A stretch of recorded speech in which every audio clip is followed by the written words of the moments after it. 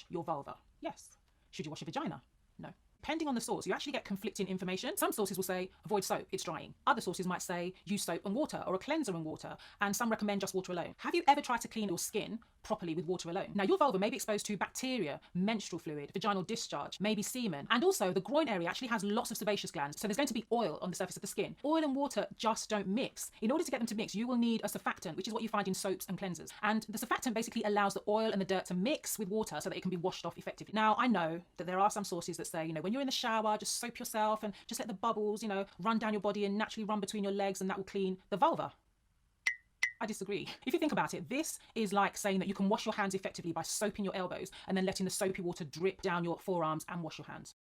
Please don't do that. We're in a pandemic. We need to be washing our hands properly. Okay, so now I want to move on to my recommended intimate hygiene routine. So start by using warm water to wet the vulval area. Using hot water actually strips the skin of its natural oils, which compromises the skin barrier and makes the skin there dry. If the skin's dry, it will be more prone to irritation, to itching, to getting cuts. If you already suffer from dry skin conditions that can affect the vulval area, such as eczema or psoriasis, then you really want to make sure that you're using lukewarm water. The next, you're going to use unscented soap and water. Now, I know that one size doesn't fit all, because I know that some of you will find soap quite drying, but there are actually a variety of different soaps or cleansers that you can use. But in general, I would recommend that you use your hand rather than, let's say, a washcloth, because I find that these can harbour bacteria and dirt, and then you need to think about making sure that you're washing them properly and often as well. So there's no reason to kind of wash this area really vigorously, but just be gentle. The skin there is really delicate. If you suffer from ingrown hair in the pubic region, you might actually find it useful to use a washcloth in this case, because it just adds that extra exfoliation, which can help to free some of those hairs if they're trapped superficially in the skin. Then you want to focus on the external parts. So this is going to be graphic because I want you to know exactly what to do. So we're not going to just be letting the water run down there as an afterthought. We're actually going to pay special attention to your vulva. We're going to start by soaping the mons pubis. So that's the fat pad